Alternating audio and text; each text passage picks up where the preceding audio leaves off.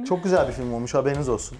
Aa, Tebrik ederim. hayırlı olsun. Ben tebrik edip Hepimiz gideceğim. Onun hayırlı çok sağ olsun. olun. Çok sağ ol. Harikasınız. Hayranınızım. Müziklerin de payı çok büyük orada. Yaylılarımız var, stinklerimiz böyle. Keman. Su gibi kemanlarımız şakaya var. keman koyduk Tabii. biz. Fiit yapıyoruz. Cennet Mahallesi yapmışız biz değil mi Ferdi Hanım? Tabii. Senin için farklı bir tarafı var mıydı? Karamsar bir yerden işlemedik hiçbir zaman. Orada bile enerjisi hala evet hadi yapacağız, bunu böyle başaracağız. 3 gün anlatırım o sahneyi de yani seyretsin insanlar da Evet, sonra evet. konuşalım da. Yani haddimize tiyatro ölüyor mu diye konuşmak Evet. ama konuşuldu bir süre yani. Şu an hayal ettiğiniz her şeyi ekranda canlandırabilirsiniz ama hayal ettiğiniz herhangi bir şeyi canlı performans olarak görmek için bana ihtiyacınız var. Onu da ben hissetmişim. Güzel günler. Daha da ilerisi. Tabii. O yaşlılığımız hayırlı günler. Hayırlı günler.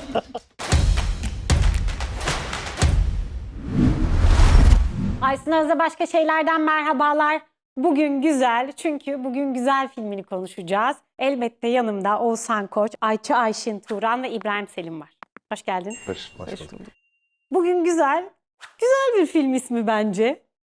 Çünkü en çok ihtiyacımız olan şeylerden biri de hani bugün güzel demek ya, güzel bir gün demek. Yani Evet. öyle çok şu aralar karşılaşamıyoruz sanki. Biraz yoğunluktan, biraz canımız sıkkın ve hepimiz benim gibi nezle olabilirsiniz. O yüzden de söyleyemeyebilirsiniz.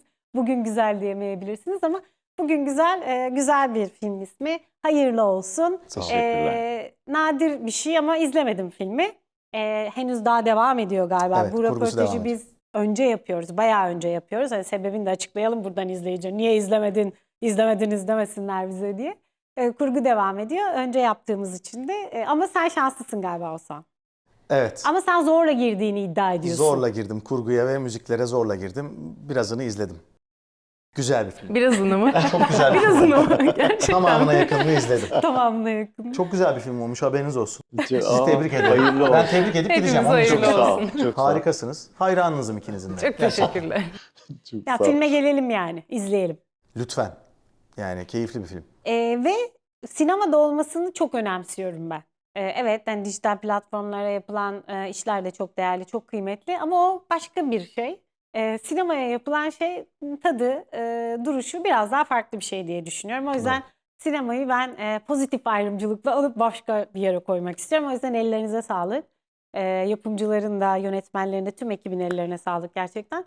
Oğuzhan sen başroldesin ve bir sağlıklı hayat uzmanını, koç demek istemiyorum. Koç olduğunda başka bir şey oluyor çünkü. Evet, doğru. O yüzden herhalde uzmansın orada diye düşünüyorum. Uzman, kendince uzman. Evet, Evet. bu konuda kendini eğittiğini, işini iyi yaptığını iddia eden bir sağlıklı yaşam uzmanı. Yani bir ciddiyetle eğiliyor. Hatta fazla ciddiyetle eğiliyor. Belki de o kadar da ciddiye almaması gerekiyor. Çünkü neticede yaptığı iş sabah programında ev hanımlarına selülit kremi tarifi vermekten çok da fazlası değil. Ama o işini çok daha ciddiye aldığı için kendini mutsuz edecek sebepler bulabilen bir uzman. Evet. Aslında biraz böyle kocaman şehirlerde, metropollerde yaşayan insanların içine düştüğü bir anlamsızlık içinde mi? Yani ne yapıyorum ben, niye yapıyorum? Hayatımızda çok fazla boşluk var, dolduramadığımız şeyler var, fazla gelen şeyler var. Yani ben senaryoyu, daha doğrusu küçük bir özetini okuyunca bunu hissettim. Yani Filmi Ali izleseydiniz Ben- tam evet, olarak bunu gerçekten. söylerdiniz galiba. Yani izlemiş kadar olmuşum o zaman. gerçekten öyle. Tebrik ederim. Yani evet öyle. Yani bir şehir filmi ve aslında hepimizin de arada bir yaşadığı ben tam ne yapıyorum? Tam istediğim bu muyduyu insanın kendine sormaya vakti olmuyor ya buradaki Evet. koşturmacanın içinde. Artık ufak ufak kendine bu soruyu sormuş ve cevap olarak da hayırı verebilmiş bir adamın ben nasıl daha mutlu biri olabilirimi mecburen arayış hikayesi yani. Evet. Evet. Hikaye senin. Senin Evet. ilk kez bir hikayen film oluyor. Evet. Tabii ki bunu soracağım. Hani nereden çıktı, hikayenin kaynağı nedir, nereden aklına geldi, nasıl oluştu, yaşadın mı, Biz gördün mü? 3-4 yıl önce senaristimiz Aksel Bonfil'le dedik ki nasıl yaparız da gerçekten bizim o böyle 15-20 yıl önce izleyip çok keyif aldığımız tatlı filmler vardı. Böyle hem ironik, hem komik, hem duygulu ama hiçbir duyguyu tam ezmeyen, her şeyi böyle hayatın içindeki kadar kullanan bir film yapabilir miyiz diye yola çıktık. Birkaç da hikayemiz vardı. Onların birleşiminden bugün güzele doğru vardık. Evet. Aslında film gibi hayat, hayat gibi film.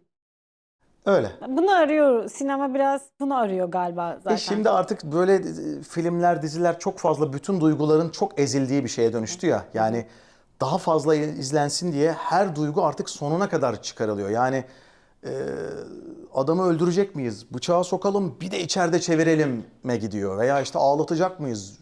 Çok ağlasın, çok gülsün hani falan. Biz buralara çok girmeyelim. Gerçek bir yerde hayatın içindeki kadar kalalım istedik.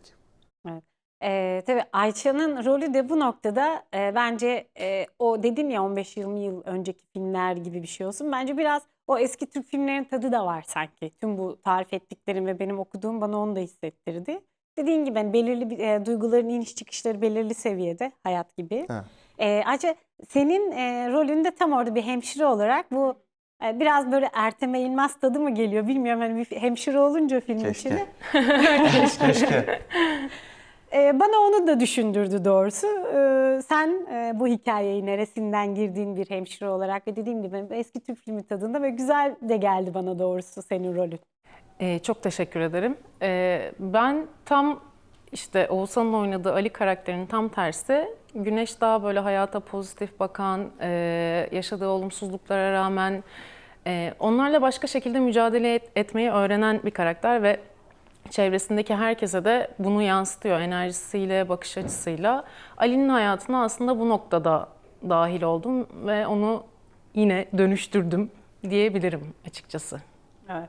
Dönüştürme. Güneş Dönüştürücü. gibi doğuyor Hı hı. musun Evet. hayatına? Evet, biraz öyle. İsim de özellikle öyle mi seçildi? Yani Güneş. Var, payı var evet. Yani bir adam biraz karanlıkta yani bir güneş lazımdı hayatına.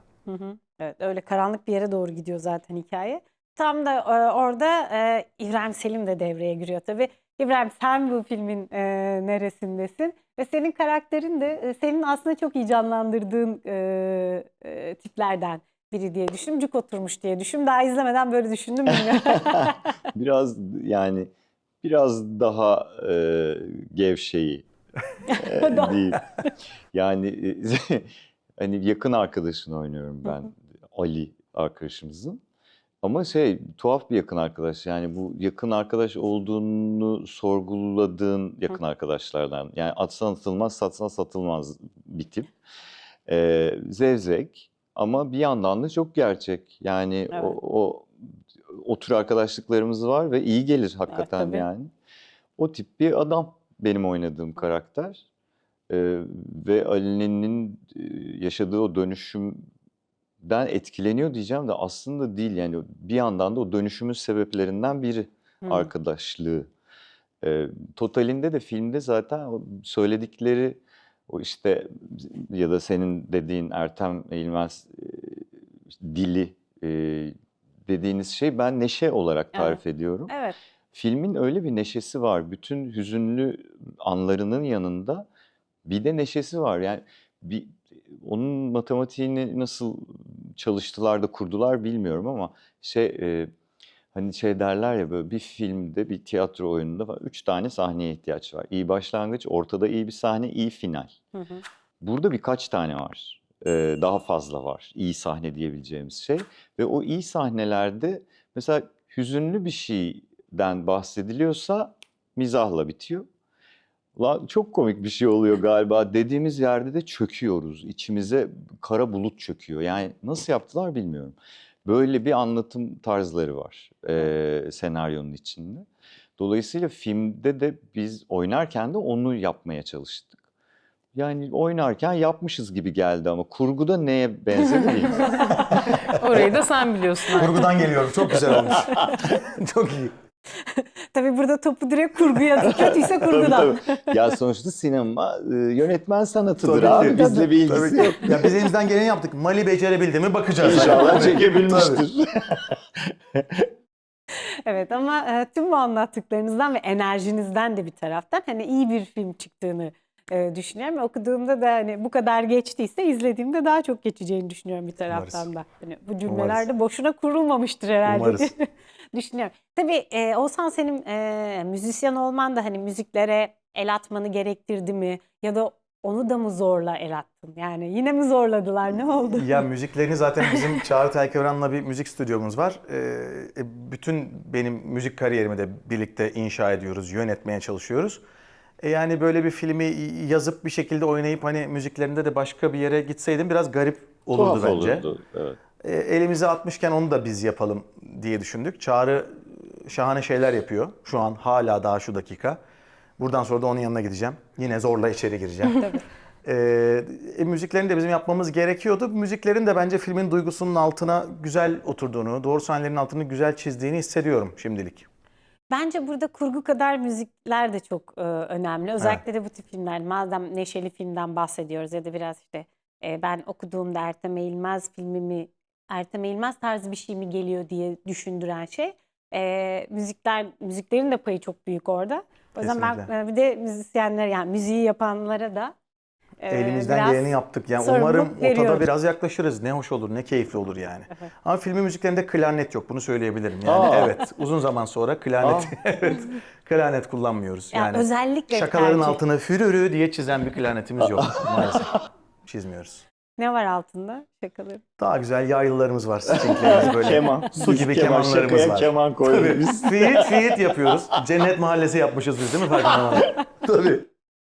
Evet, biz şakaların altına klarnet değil keman koyduk. Doğru gibi başlık. enstrümanlarla çiziyoruz şakalarımızın altını. Hatta çizmiyoruz bazen. Çünkü iyi şakanın belki de altının çizilmesine ihtiyacı yoktur. Değil mi hocam? Güzel konuştunuz. Evet doğru. Tabii tüm bu filmin içine filmdeki kadınların çok büyük rolü vardır diye düşünüyorum bir taraftan da. Tabii izlemediğim için öyledir de böyledir de ben sürekli. Ama ben de sallıyorsunuz izlemedik. ama hep diye. Tabii siz de izlemedik. izlemediniz şimdi kurguda ne çıkacak da bilmiyoruz Tabii. tabii ama. Ne çıkacak hocam? Sürekli bana laf sokuluyor bu programda gerçekten. Filmde yani böyle bir matematikte filmdeki kadın erkek karakterlerin dengesi de iyi oturmuştur diye düşünüyorum. Öyle öyle. Doğru düşünüyorsun. Gülmeyin çocuklar. Doğru. Doğru doğru. Doğru öyle yaptık orayı. Evet. Aynen. Burada da Ayça, sen oynadığın karakterler ve birlikte oynadığın kadarını sorayım ben. Orada denge nasıl gelişiyor? Hani Güneş karakterinin aslında tüm o dönüşümde ya biraz açacak olursak tabii Ali karakterinin yaşam uzmanı, sağlıklı yaşam uzmanı olan Ali karakterinin bir hastalığı, beyin sapı tümörü olduğu ortaya çıkıyor. Daha sonra hayata döndürmek için Güneş'in bunda çok payı var. İşte orada Güneş gibi doğuyor falan. Aslında yine o kadınların o dönüştürücü gücünü de kullanan bir film demek ki diye düşünüyorum. Sen nasıl tarif edersin? Ben de öyle olduğunu düşünüyorum. Güzel. Size katılıyorum.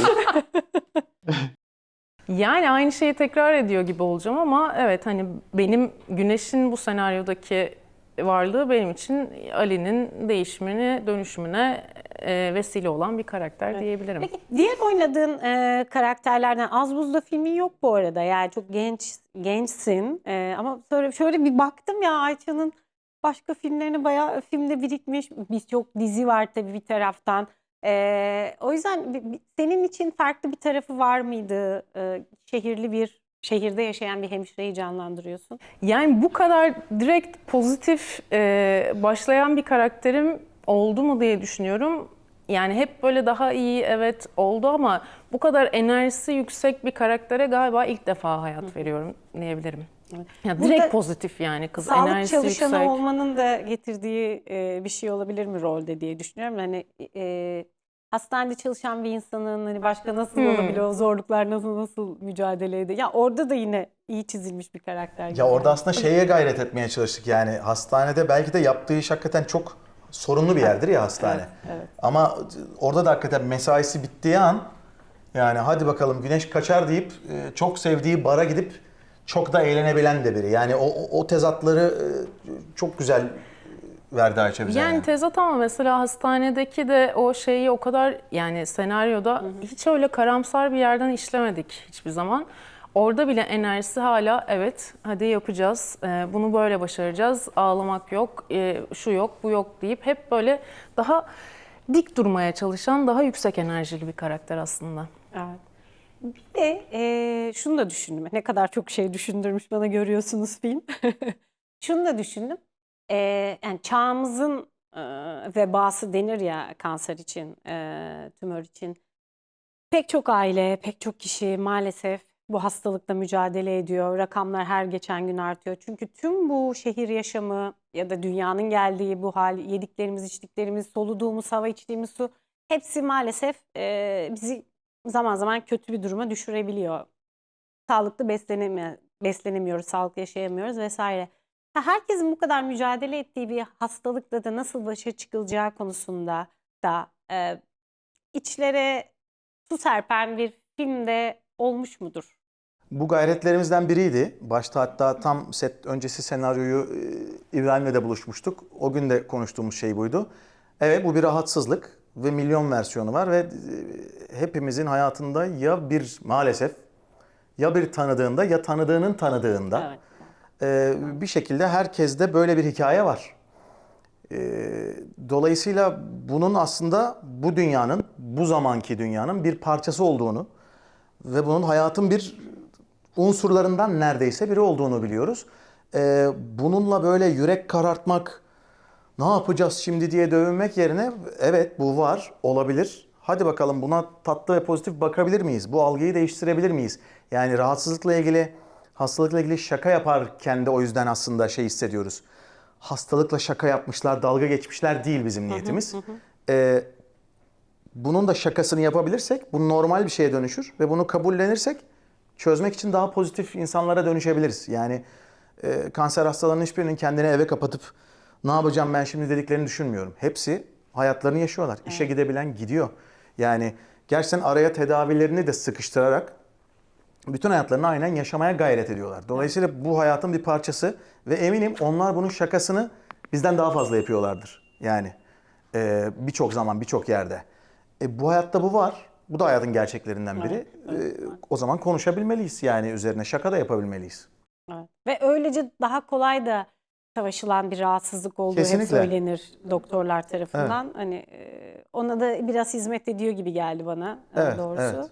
Eskiden tabii o eski Türk filmleri tadında verem olur. Verem çok yaygındı. Tabii. Verem konu edilirdi ve onun üzerinden çeşitli hikayeler gelişirdi. Şimdi de çağımızın maalesef ki rahatsızlığı bu. O yüzden bunun üzerine gitmem bence bu hastalıkla mücadele eden insanlar, hastalar ve yakınları için de çok önemli. Özellikle yakınlarının da bunu izleyip hani buradan bir güç alması da çok kıymetli bence. Kesinlikle. Umarız öyle bir şeye vesile oluruz. Keşke. İnşallah. Evet. Hani tüm bunların ötesine böyle bir tarafı da olacak bence. Hani öyle, onu da öyle hissediyorum, düşünüyorum. Umarız, umarız. Çok çok güzel olur. Çok mutlu oluruz öyle olursa gerçekten. Tabii bu hastalıkla mücadelede en çok öne çıkan noktalardan bir tanesi o saçların dökülmesi, işte saçların kesilmesi, kazınması vesaire. Tabii filmi izlemediğim için bilmiyorum ama herhalde öyle bir sahne vardır. Yok. Onu unuttuk ya. Onu bir koşu çekip. Var evet. Var. Evet. Var. O Çok da nasıl güzel bir çekildi, sahne. oralar neler yaşandı. Çok değişik. Asla beklediğiniz gibi mi? çekilmedi o sahne. Yani o sahneyle ilgili ne söylesek spoiler olacağı için yani öyle bir sahne tabii ki var.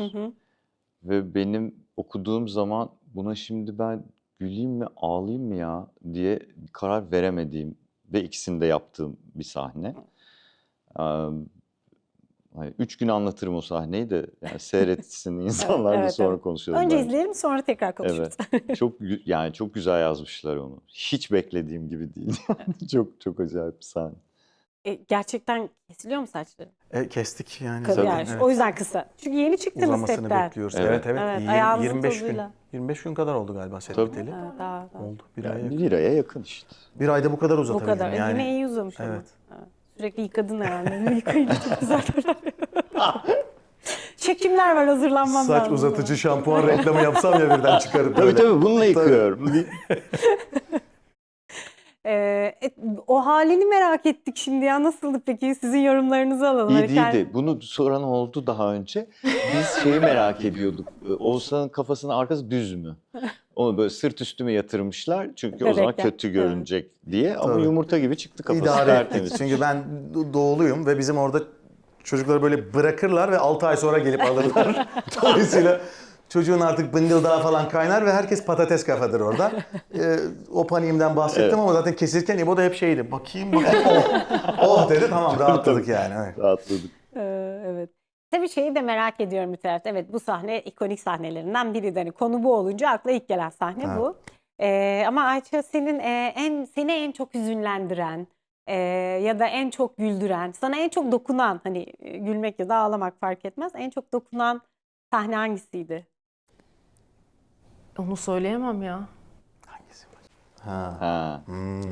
Oo. Yani o Süper kahraman kostümlü sahnemiz. evet. Evet. Aynen. Oydu. Bu kadar yeter. Evet, süper kahraman kostümlü sahne. Evet. Evet. Tam da onu soracaktım. Böyle filmlerde süper kahraman olmaz, yani süper kahraman ya da tam net bir kahraman. Bir kahramanın olmadığı filmlerdir ya. Aha. Nasıl var ya? Nasıl oldu bu? Süper kahraman yani öyle bir partiye gidiyorduk. Ondan giydik. Yani yoksa yine Anladım. kahramanlık bir numaramız yok. Tabii. Öyle bir beklenti yaratmak istemem. Filmde pek bir kahraman yok çünkü. Bir vesileyle bir Evet. kostümlü bir Bir- partiye Ha, katılmak anladım. zorunda Çok kalıyoruz güzel filmde. bir sahne. O da güzel bir Başından sahne. sonuna. Beni en çok etkileyen o olmuştu herhalde. Kostümlü baloya, kostümlü partiye giderken Evet. gittiğin sahne. Evet. Bu arada başı sonu ortada her yeri çok iyi o sahnenin. Yani çok acayip bir sahne. Evet, enteresan Sahne. gerçekten. Neler İzleyenler yaşandı. inşallah izlediğinizde anlayacaksınız o sahneyi. Enteresan bir sahne. Tabii böyle biz de bilmeden ya da izlemeden ortada konuşuyoruz ama fena da gitmiyoruz herhalde diye düşünüyorum. Yani Çok az hakimsiniz. çok tutturuyorum sanki. Çok hakimsiniz filme. Filmi izlediğinizde hep tik atarak gideceksiniz. Evet, Diyeceksiniz, bunu "Bunu da doğru tahmin etmişim. diye böyle. Doğru düşünmüşüm diye gideceksiniz kesin. Neyse, onu gerçekten skala yapıp şey yapacağım, göndereceğim size. Bunu da bilmişim, bunu da bilmişim diye. Bir taraftan da olsan senin ekürilerin vardı ya. Evet. Var hala arkadaşların tabii de. Onlardan ayrı çektiğin ilk filmi ya da nadir filmlerden biri mi? Baktım tam Ben evet daha önce hep algılayamadım. İbrahim Büyükak'ın yazdığı senaryolarda oyunculuk yaptım arkadaşı olarak. Bu ilk defa onlardan ayrı bir hikayem benim. Yani ama yine tabii hepsi işin içindeler. Senaryo aşamalarında da okudular da, fikirler de verdiler, revizeler de verdiler. Yani sürekli beraberiz ama evet şu an işte işler güçler biraz ayrı ilerliyor. İbo sete gelemedi, kendi filminin setine başladı. Eser çocuk büyütüyor. Yani büyütüyor gerçekten her anlamda. Dolayısıyla bu ara böyle işlerimiz güçlerimiz ayrı ama hem gönüller bir hem de biz sürekli iletişim halindeyiz hala. Muhakkak öyle. Ama zaman zaman böyle farklı ekiplerle, yani farklı ekipler hep çalışıyorsunuz ama yani ayrı olmanın da kazandırdığı bir şeyler vardır. Kesinlikle tabii ki var. Ben de böyle kıymetli arkadaşlar ve yetenekli oyuncularla tanışmış oluyorum böylece ve ben de onlardan bir şey öğreniyorum. Sürekli İbo bana, ben İbo'ya diye bir kariyerde yapamazdık yani. İbrahim de gidiyor başka insanlarla film yapıyor. Yapalım ki genişleyelim, yayılalım, öğrenelim, gelişelim, dönüşelim.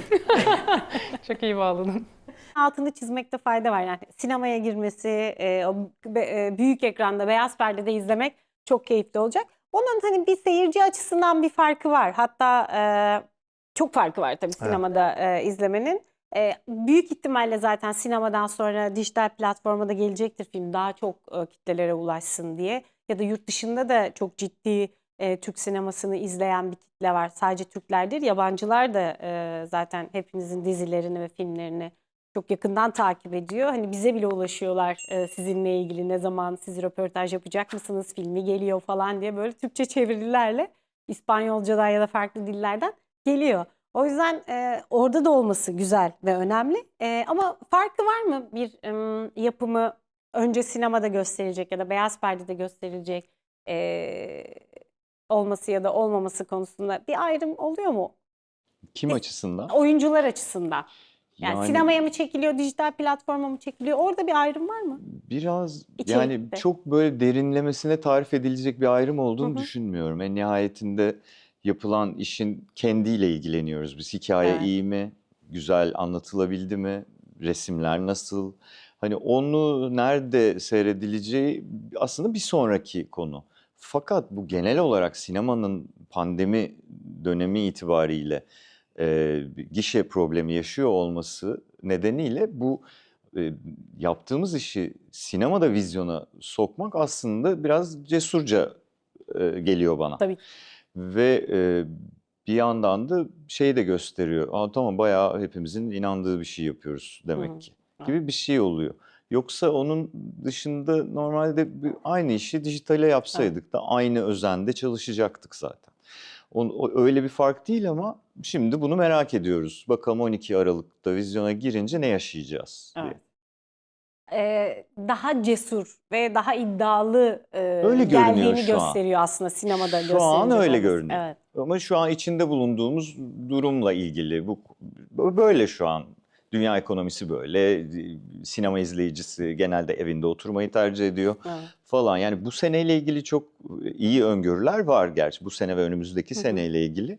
Umarım biz onun başladığı yerlerden biri oluruz. Ben inanıyorum döneceğine. İnşallah. Yavaş yavaş o dönüşüm başlıyor. Güzel bir renkti yani sinema. Güzel bir renk hala da. Yani niye eski günlerine ulaşmasın tekrar? Ne güzel olur yani. Keyifli bir aktivite, bir eventti. Hep zaten aslında beraber de konuştuk bunu. Üstüne konuştuğumuz bir şey haliyle. Konu çünkü bizim için. Ben şeyi fark ediyorum. Özellikle 2026'da vizyona girecek filmler üzerinden değerlendirince benim çocukluğuma dönüyor sinema matematiği gibi geliyor. Yani sinemalarda büyük prodüksiyonlu, çok iyi çekilmiş, çok para harcanmış filmler ya da işte kahraman filmleri, çok büyük dünya çapında komedi filmleri falan seyredilirdi. Evet, doğru. Biz yerli film falan seyretmezdik sinemalarda. O sinemateklerde falan çok meraklılarının takip edebildiği şeylerdi. Şimdi bana ona dönüyormuş gibi geliyor ve tekrar baştan başlayacak demek ki dedirtiyor bana. Dolayısıyla ben aslında bir açıdan umutluyum. Bir de kampanyalar yapıldı, bir hareket var, o işte indirimler falan da karşılığını buluyor. Evet. Belli ki bunun bir ekonomik tarafı da var. İyi filmle karşılaşmak da bir yanı ama bu ekonomik tarafı biraz yardım edildiği zaman çözülüyor gibi de görünüyor. Dolayısıyla ben umutluyum işte. Evet, ben de umutluyum. Bir de yıllarca işte o sinemanın o döneminden sonra sinema oradan çıktı. Biz bu sefer tiyatro ölüyor mu yani ne haddimize tiyatro ölüyor mu diye konuşmak ama konuşuldu bir süre yani bu. Evet. Ölür mü hiç? Ama konuşuldu ve şu anda kapalı gişe oynuyor yani. Senin kendi oyunlarından biliyorsun, sizin aynı şekilde oyunlarından yani oyunlarınızdan. Yani bu aslında bir trend geliyor, diğerine geçiyor, her yer bir şenleniyor, tekrar özüne Ya dönüyor. yeni çıkan her şey bir öncekini bitirecekmiş gibi davranıyoruz. Evet. Kimse de kimseyi bitirmiyor. Yani hepsi birbirinden besleniyor. Bu ikisi bambaşka mecralar. Yani işte dijital platformlar geldi. Televizyon yani evet belli ki zor bir dönem yaşıyor televizyon kanalları. Ama onun nedeni dijital platformların gelmesi değil. Başka Evet. matematiksel problemler var orada. Sinema geldi, tiyatro. Ya tiyatroyu nereye bitiriyorsun? Zaten başından beri varmış yani tarihin. Yine de hele ki şimdi şu dönem teknolojinin geldiği yer itibariyle şu an hayal ettiğiniz her şeyi ekranda canlandırabilirsiniz. Ama hayal ettiğiniz herhangi bir şeyi canlı performans olarak görmek için bana ihtiyacınız var. Dolayısıyla canlı performansın değeri gün geçtikçe artıyor tam tersine. Evet. Dolayısıyla o geçmeyecek. Canlı müzik, canlı izlenecek tiyatro performansı, herhangi canlı konferans bunların hepsi bambaşka bir değerde olmaya devam edecek. Gelen her yenilikte yeni bir mecra olacak. Yani bir öncekiyle ilgisi yok aslında bence. Sorunlar zaten özellikle televizyon için o örnekten yola çıkarsak var olan şeyleri yeni çıkan şey su yüzüne çıkıyor ve orada farklı matematikten dolayı bir kriz yaşanıyorsa ki ona da bir çözüm bulundu. Kardeş oldular gibi oldu yani dijital platformlar, televizyonlar. Hepsi farklı yerlerde gösteriyor. Evet şimdi sinemada gösterilen dijital platformda gösterilecek. Hatta dijital platformda gösterilen zaman zaman sinemateklere giriyor tekrar sinemada izliyoruz. Yani aslında her şey bir karışıyor. Ama tüm bu geçiş sürecinde de sizin başta söylediğim gibi sinemaya iş üretmeniz, sinemaya film üretmeniz de çok kıymetli ve cesurca bir hareket dediğin gibi. Filmle ilgili niyetleriniz, görüşleriniz, söylemek istediğiniz son sözleriniz gibi söylemek istedikleriniz. Hani ben sormamışımdır, şehadet söylemek getirdiler. istiyorsunuzdur. Buyursunlar Ayça. Buyur Ayça Hanımefendi sana başlasın. düşer. Aa, Tabii. çok konuştum Tabii. bugün. Efendim çok keyifli bir film yaptık. 12 Aralık'ta bütün sinema severleri sinema salonlarına bekliyoruz. Umarız izler ve çok beğenirsiniz. Teşekkür ederiz. Sağ olun. Ben ne spot cümle kuruyor herkes. Yani işte güzel film olduğunu düşünüyorum. Bir de çok iyi çalıştık beraber. Ve buna şahit olmasını isterim insanların. Gelseniz ne güzel olur. Evet, o yüzden 12 Aralık'ta hepimiz sinemalardayız. Bu güzel ekipten bu güzel filmi, güzel gün, bugün güzeli, güzel gün. Ben değiştirdim. Güzel Gün'de ikinci filmin adı. Onu da Aynen devam filmi Evet. o da geldi demek size. Çok sevindik. Onu da ben hissetmişim. Güzel Günler. Daha da ilerisi. Tabii. Tabii. O yaşlılığımız hayırlı günler. Hayırlı günler.